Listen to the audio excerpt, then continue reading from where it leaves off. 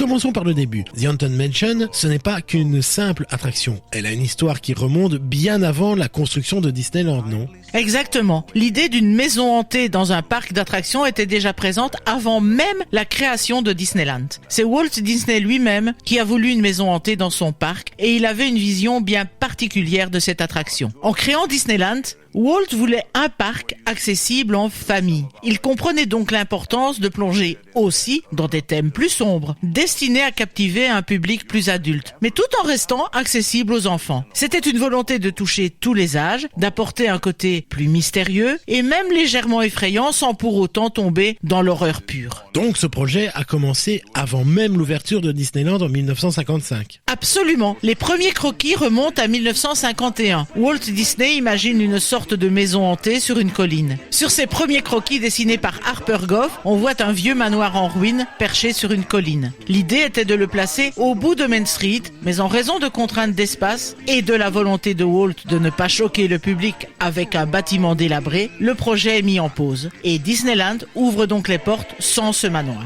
Mais en 1957, l'idée refait surface. Que s'est-il passé à ce moment-là? En effet, en 1957, cette idée refait bien surface, mais cette fois, elle a été redirigée vers Frontierland, un espace encore disponible. Sur l'orientation à donner au projet, une chose est certaine. Walt Disney déteste l'idée d'un lieu négligé dans son parc. Et il exprime ainsi sa volonté. On peut avoir des fantômes, mais ils vivront dans une belle maison, bien entretenue. La localisation de la maison va aider à répondre à cette volonté.